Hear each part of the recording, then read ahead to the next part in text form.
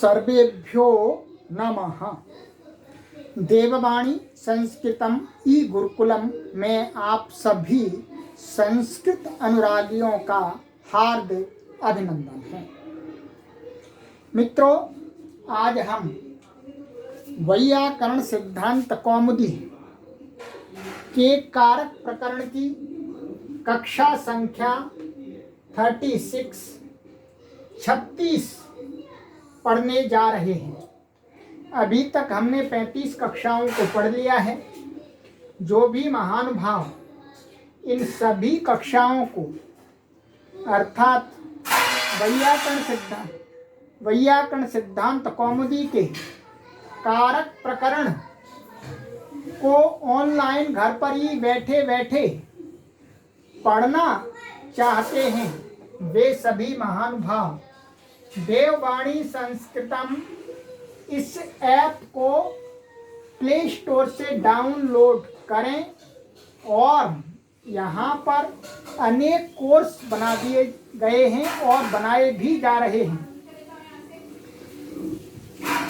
वहाँ पर कारक प्रकरण में एक कोर्स है, उस कोर्स को क्रय करके उसका शुल्क रखा गया है, मामूली सा शुल्क रखा गया है संस्कृत भाषा के प्रचार और प्रसार के हेतु। उस शुल्क को दे करके आप संपूर्ण कारक प्रकरण को पढ़ सकते हैं। चलिए आइए मित्रों, अब हम कक्षा का पढ़ना आरंभ करते हैं। गत कक्षा में मैंने आपको सूत्र पढ़ाया था षष्ठी शेष। ये अंतिम सूत्र था हमारा, षष्ठी शेष। आज की कक्षा में अब हम इससे आगे पढ़ना आरंभ करेंगे। षष्ठी हेतु प्रयोगे। ये वैयाकरण सिद्धांत कौमुदी की जो सूत्र संख्या है वो 607 है और अष्टाध्यायी में दूसरे अध्याय के तीसरे पाद में इसको महर्षि पाणिनि ने पढ़ा है। षष्ठी हेतु प्रयोग। सरल इसका पदच्छेद सिंपल है। षष्ठी एक प्रथमा विभक्ति एक वचनांत है, हेतु प्रयोग है ये सप्तमी विभक्ति एक वचनांत है। और इसमें हेतु प्रयोग में समास है। समास को मैं दिखला देता हूं आपको। सरल समास है।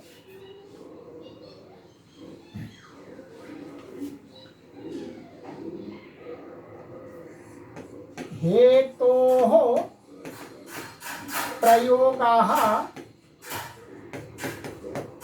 हेतु प्रयोगाः तस्मिन्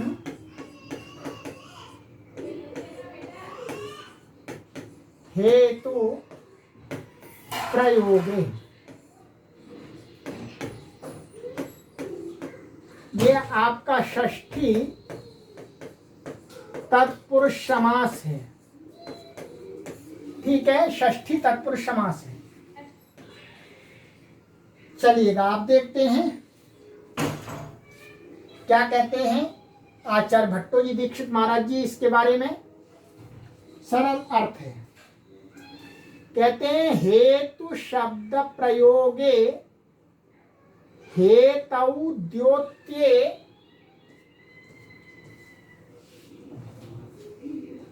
षष्ठी स्यात्। उदाहरण दिया अन्नस्य हेतोर वसति। ठीक है, क्या उदाहरण दिया? अन्नस्य हेतोर वसति। अर्थ देखिएगा, कहा कि हेतु शब्द का प्रयोग होने पर, वाक्य के अंदर हेतु शब्द का प्रयोग होने पर और हेतु द्योत्य और हेतु भी द्योतित हो रहा हो, तब क्या है? षष्ठी विभक्ति हो जाती है। किसमें हो जाती है? अर्थात जिसके हेतु से, तो तदवाची शब्द में षष्ठी होती है। जैसे अन्नस्य हेतोः वसति, इस वाक्य के अंदर हेतु शब्द का प्रयोग है। और कहा कि हेतु शब्द का प्रयोग होने पर हेतु द्योत्य माने हेतु द्योतित हो रहा है, क्या है? हेतु कहते तो अन्न का हेतु, माने अन्न के हेतु से रहता है, अर्थात भोजन आदि मिल जाएगा इसलिए रहता है। तो अन्न में क्या हो जाएगी? षष्ठी विभक्ति इस सूत्र से षष्ठी हेतु प्रयोगे। ठीक है, षष्ठी विभक्ति हो गई, सरल है, कोई कठिन नहीं है इसमें। आइएगा आगे 608 सर्वनामनस् तृतीया च। सर्वनामना ये षष्ठी विभक्ति एक वचनांत है, और तृतीया प्रथमा विभक्ति एक वचनांत है। च ये आपका अव्यय पद है। ठीक है,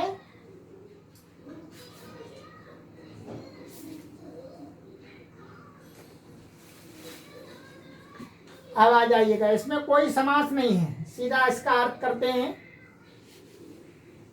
कहते हैं सर्वनामनो हेतु शब्दस्य च प्रयोगे हेतौ द्योत्ये तृतीया स्यात् षष्ठी च से षष्ठी भी समुच्चय हो रहा है। अर्थ देखिएगा, कहा कि सर्वनाम वाची जो शब्द है, ठीक है, हेतु शब्द से और हेतु शब्द का प्रयोग होने पर, ठीक है, माने इनके प्रयोग होने पर, सर्वनाम के प्रयोग होने पर और हेतु शब्द का प्रयोग होने पर, हेतु द्योत्ते माने हेतु के द्योतित होने पर क्या है? इनमें ही षष्ठी विभक्ति हो जाती है, माने सर्वनाम वाची शब्द में और हेतु शब्द में ही क्या हो जाती है? तृतीया और षष्ठी हो जाती है। जैसे केन हेतुना वसति, तो केन में भी तृतीया हो गई, सर्वनाम है, और हेतु में भी तृतीया हो गई, हेतु शब्द है ही।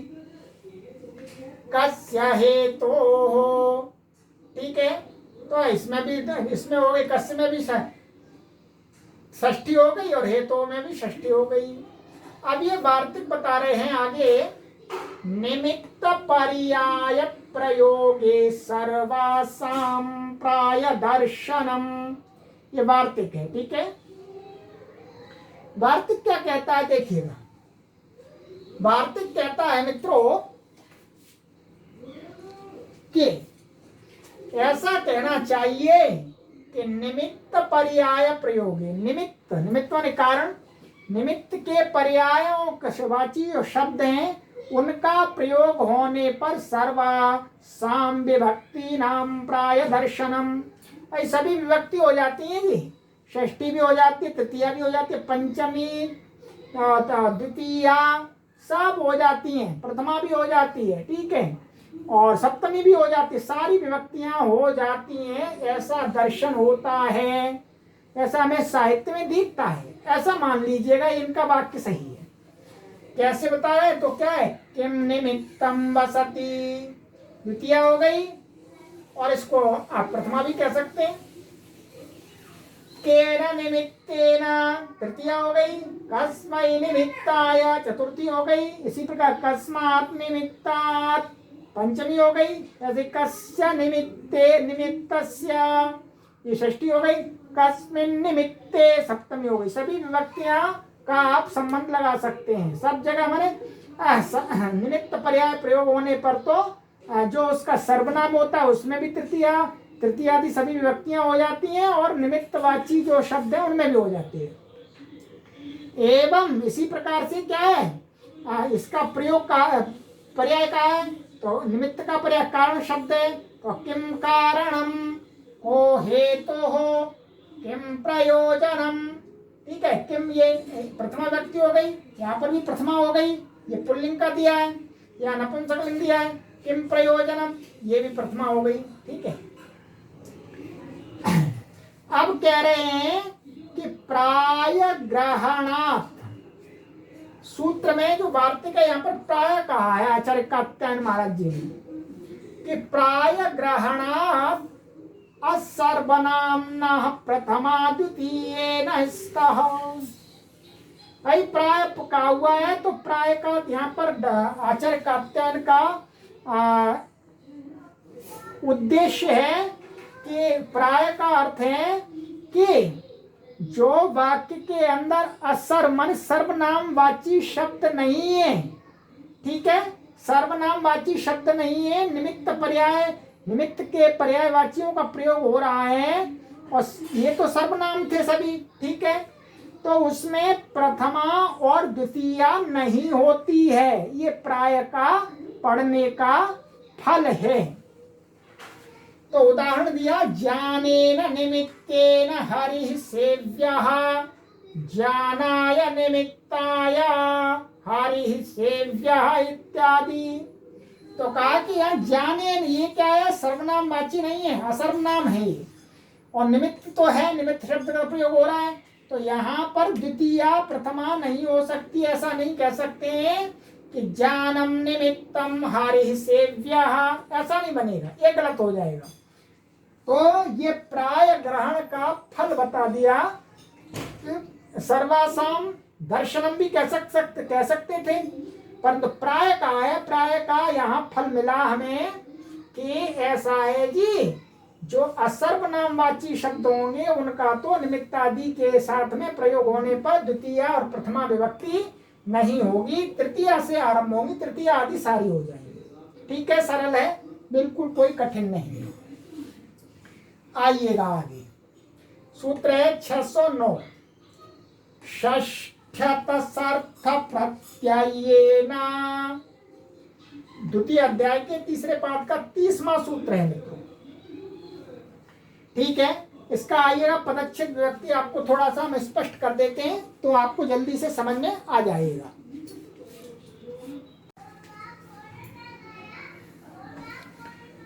तो मित्रों, ये पदच्छेद है, षष्ठी या प्रथमा विभक्ति एक वचनांत है, अतसर्थ प्रत्ययेन ये तृतीया विभक्ति एक वचनांत है, और इसके अंदर जो समास है वो समास है अतसः अर्थः अतसर्थः। ये षष्ठी तत्पुरुष समास हुआ। ये अतसुच एक प्रत्यय है, उसको यह अतस कहा गया है। अतसर्थे प्रत्ययः अतसर्थ प्रत्ययः, तेन अतसर्थ प्रत्ययेन, ये सप्तमी तत्पुरुष समास है। माने अतस अर्थ अतसुच प्रत्यय के अर्थ में विहित और जो अन्य प्रत्यय हैं वो अतसर्थ प्रत्यय हुए, और तेन। अब आइएगा इसका, अब हम एक बार इसका अर्थ देखते हैं तो और क्लियर हो जाएगा। ठीक है, फिर मैं आपको अतसुच प्रत्यय, ये जो अतसुच प्रत्यय 5वें अध्याय के तीसरे पाद में है, अर्थ देखिएगा, एतद योगे षष्ठी स्यात्। एतद माने अतसर्थ माने अतसुच प्रत्यय के अर्थ में विहित जो प्रत्यय अन्य हैं अथवा अतसुच प्रत्यय, इन प्रत्ययांत शब्दों के योग में जिसके साथ संबंध होता है, इनका योग होता है, तदवाची शब्द में षष्ठी हो जाती है। ये जो सूत्र है ये क्या, दिक् शब्दांचुतर इत्यादि अन्यादितरर्थे दिक् शब्दांचुतर पदाजा ही युक्ते, जो सूत्र था पहले मैंने पढ़ा दिया है आपको, उसमें पंचम्याह अपवाद, उस सूत्र से इस सूत्र से क्या है, पंचमी व्यक्ति का विधान किया गया था। ये सूत्र देखिएगा आप, चलिएगा सूत्र दिखला देता हूं मैं आपको।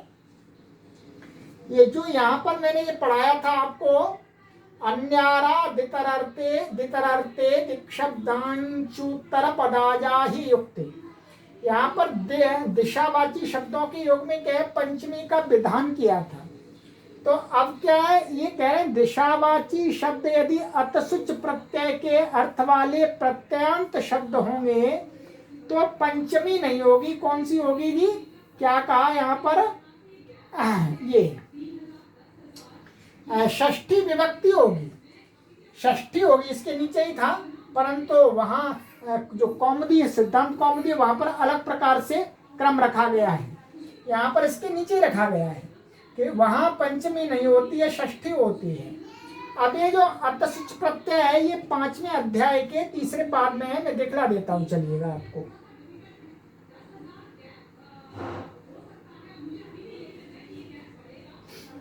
देखिएगा, बिल्कुल सही जगह पर एकदम आ गए।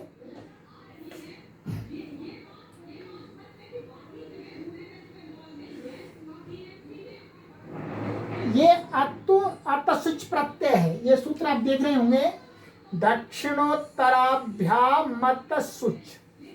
ठीक है, ये जो अतसुच है, यहाँ पर अतसुच प्रत्यय है, तो अतसुच प्रत्यय क्या है, इन अर्थों में होता है, सप्तमी पंचमी प्रथमा आदि और दिग्देश कालेशु आदि, इन अर्थों में विधान है अतसुच का। और अतसुच का भी इसी में विधान है, और अन्य प्रत्यय भी है इससे बहुत सारे, यहाँ पर ये आच प्रत्यय भी है, आही भी है, और भी प्रत्यय हैं। तो ये सारे प्रत्यय क्या है, अत सब अर्थ वाले प्रत्यय। तो इन प्रत्यांतों से बने हुए जो भी शब्द होंगे उनके योग में क्या कहा कि षष्ठी विभक्ति होगी, पंचमी नहीं होगी। ठीक है, अब उदाहरण देखिएगा आप, ग्रामस्य दक्षिणतः पुरः पुरस्तात् उपरि उपरिष्टात्, ये सभी शब्द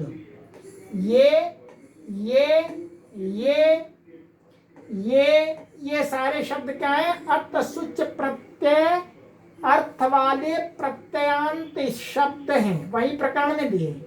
तो अब इन सभी के योग में कोई एक शब्द लेकर के आप क्रम से, ग्रामस्य में कौन सी विभक्ति हो गई, षष्ठी। गांव के दक्षिण दिशा से, दक्षिण दिशा में आदि आदि। तो यहाँ पर कौन सी व्यक्ति प्राप्त हो रही थी, इससे अन्याराधितरते दिक्शब्दांचोत्तर पदाजा ही युक्ते से पंचमी प्राप्त हो रही थी, षष्ठी का विधान कर दिया, सरल है बिल्कुल। ठीक है, चलिए और आगे कहते हैं, एन पा द्वितीया, ये 610वां सूत्र है, ये भी सरल है। एन पा ये तृतीय विभक्ति एक वचनांत है, द्वितीय प्रथमा विभक्ति एक वचनांत है, कोई समास आदि नहीं है।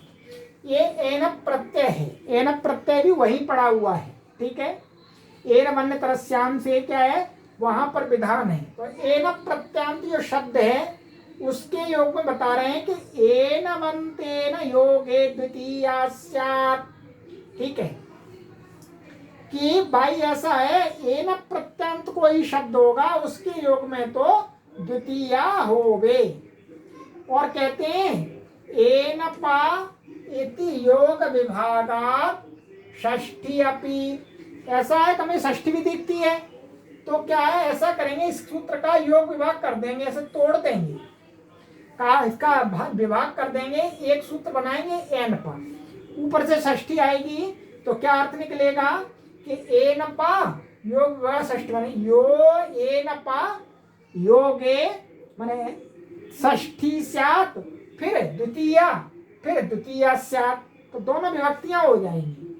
तो दक्षिणेन ग्रामम ग्रामस्य वा, तो ये दक्षिण शब्द क्या है, दक्षिणेन ये शब्द क्या है, एन प्रत्यांत है, ये तृतीया का रूप नहीं है, ये एन प्रत्यांत शब्द ही है, ये अव्यय होता है। तो दक्षिणेन ग्रामम ग्रामस्य, तो द्वितीया भी हो गई, षष्ठी भी हो गई योग विभाग से। एवं इसी प्रकार से उत्तरेण, ये भी एन प्रत्यांत शब्द है, तो यहाँ एन प्रत्यांत के योग में भी द्वितीया और षष्ठी दोनों विभक्ति हो जाती है मित्रों। चलिएगा, अब आगे सूत्र आ रहा है 611,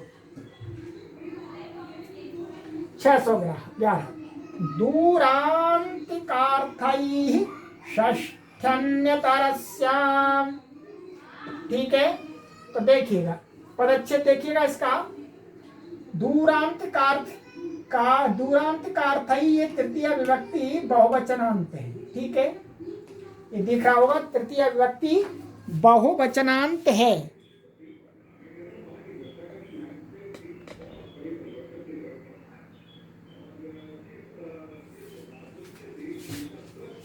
और षष्ठी, ये षष्ठी है या षष्ठी प्रथमा विभक्ति एक वचनांत है, और अन्य तरस्याम संधि हो रही है कोई चीज,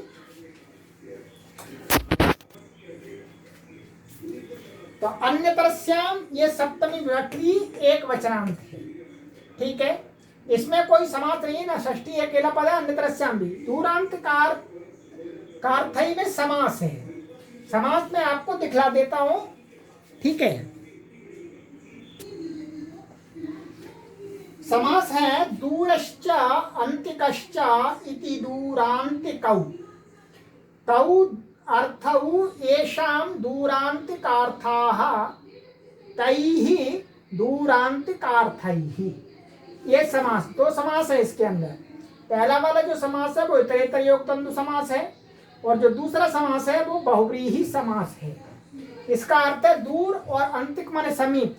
इनके अर्थ वाले अर्थ, इनके जो पर्यायवाची शब्द हैं वो सभी शब्द क्या है, दूरांतिकार्थाः, और उनके तृतीय उनके साथ में क्या होता है, आइएगा देखते हैं।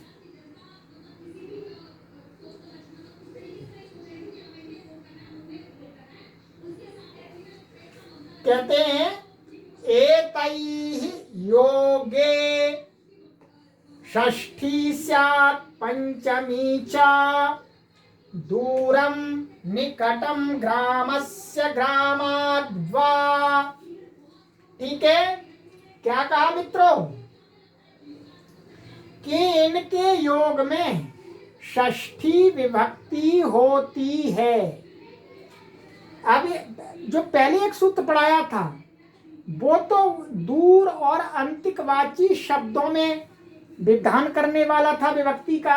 ये शब्द दूर और अंतिकवाची जो शब्द हैं उनके योग होने पर अन्य शब्द में विभक्ति करता है।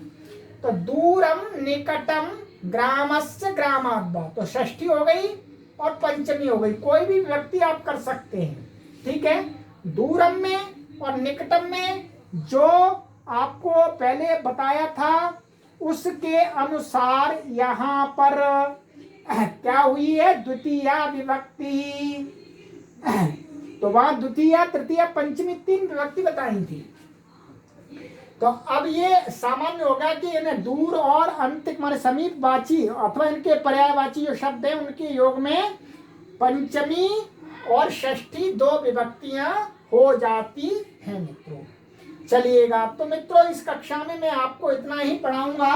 आगे की कक्षा में नया सूत्र लेकर के आऊंगा, जो भी दर्थस्य करणी। ठीक है, कारक प्रकरण अब तेजी से चल रहा है, अब धीरे धीरे हम समाप्ति की ओर चल रहे हैं। बहुत ही आनंद आया मित्रों आपको पढ़ाने में, और आपको भी पढ़ने में बहुत ही आनंद आया होगा, आना चाहिए। बहुत ही सरल ढंग से मैं पढ़ा रहा हूँ, जटिल चीज़ों को नहीं बता रहा हूँ, ना बना रहा हूँ, सरल ढंग से आपको उदाहरण दे करके चीज़ों को समझा रहा हूँ। चलिएगा मित्रों, इस कक्षा को यहीं विराम देते हैं, आगे की कक्षा में मिलते हैं। सर्वेभ्यो नमः।